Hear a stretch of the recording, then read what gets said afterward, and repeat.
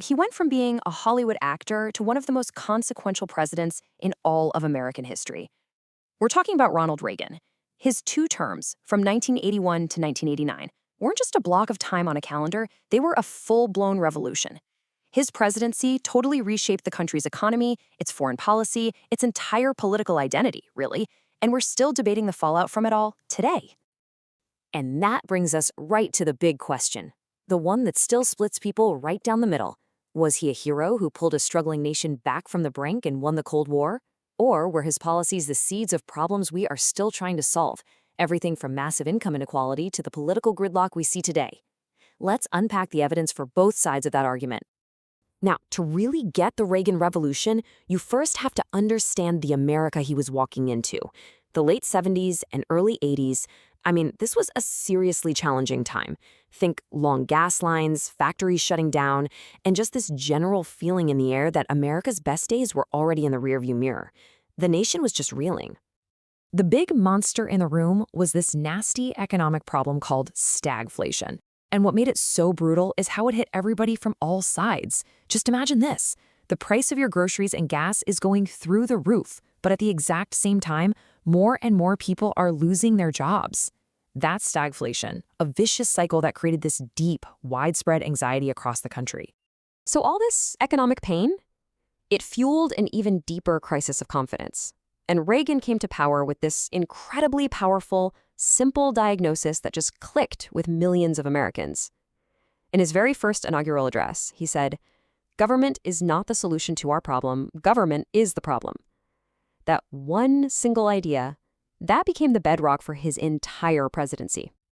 So what was his solution to this whole mess? Well, it was a bold and really controversial economic experiment that we all came to know as Reaganomics. And this wasn't some minor adjustment. This was a complete 180 from the kind of government-led economic policies that had been the standard for decades. It all really boiled down to these 4 key ideas, sometimes called supply-side or trickle-down economics. First, you cut taxes, a lot, especially for corporations and the wealthy. The theory was they'd reinvest that extra money and create jobs for everyone else. Second, you slash government regulations to, unleash businesses. Third, you cut spending on domestic social programs. And fourth, you tighten the money supply to finally get a handle on that crazy inflation. So, did the big gamble pay off? Well, this slide shows you just how complicated the answer is.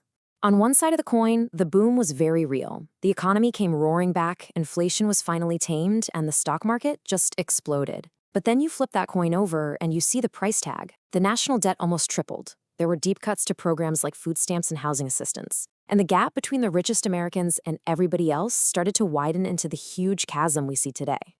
All right, let's switch gears for a second and talk foreign policy. While Reagan was pushing this economic revolution at home, he was taking an equally aggressive stance on the world stage. And he had one primary target in his sights, the Soviet Union, which he famously and very bluntly called the evil empire. His strategy was incredibly simple and powerful: peace through strength. And what that meant in practice was a massive, historic buildup of the U.S. military. The goal here wasn't just defense, it was a calculated move to pressure the Soviets, to basically dare them into a high-stakes arms race that their broken, inefficient economy just couldn't possibly win. Now, the most famous and definitely the most controversial part of this whole strategy was the Strategic Defense Initiative, or SDI, but pretty much everyone just called it Star Wars. The idea was a space-based shield that could shoot down incoming nuclear missiles. A lot of scientists said it was pure science fiction, but it was a psychological masterstroke that had Moscow seriously worried. And of course you had the rhetoric. Standing there at the Brandenburg Gate in 1987, Reagan delivered one of the most iconic lines of the entire 20th century. It was such a direct, powerful challenge that really symbolized the moral clarity of his entire stance on the Cold War. But here's where the story takes a really surprising twist. The same hardliner who called the USSR an evil empire actually ended up paving the way for a huge breakthrough. When a reformer named Mikhail Gorbachev came to power in the Soviet Union, he and Reagan formed this unlikely and genuinely warm partnership.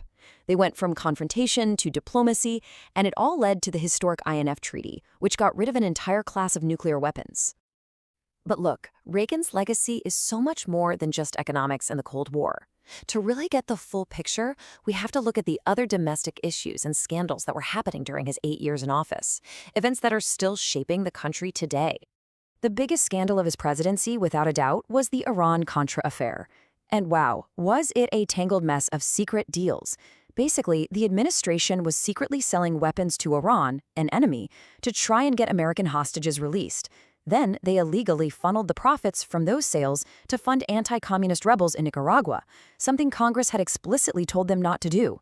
It was a huge breach of trust that really tarnished his presidency. And then, back home, two other crises cast a very long shadow. The administration really escalated the war on drugs, which led to a huge surge in arrests and harsh mandatory prison sentences. Critics argue it didn't really solve the drug problem, but instead kicked off an era of mass incarceration that absolutely devastated minority communities. At the same time, the Reagan administration was heavily criticized for its slow and, for years, totally silent response to the terrifying and fast-spreading AIDS epidemic. But here's a surprising fact that often gets completely lost in today's political debates. In 1986, Ronald Reagan signed a massive immigration reform bill, and it granted amnesty, a path to legal status, for nearly 3 million undocumented immigrants. For a conservative icon, that's a piece of his legacy that just seems totally at odds with the politics of today. So when you put it all together, you just get this incredibly polarized picture. His supporters will point to a revitalized economy, a restored sense of American pride, and, of course, winning the Cold War. His detractors will point to that crippling debt, rising inequality, and the deep, lasting social costs of his domestic policies. Which brings us to our final and, I think, most crucial question. The Reagan Revolution wasn't just an 8-year presidency. It was a fundamental shift in the country's direction. It set the terms for the debates we are still having today about taxes, about the size of government, social safety nets, America's role in the world, all of it. So, hero or villain? Maybe the real question is, are we still living in the world that Reagan built?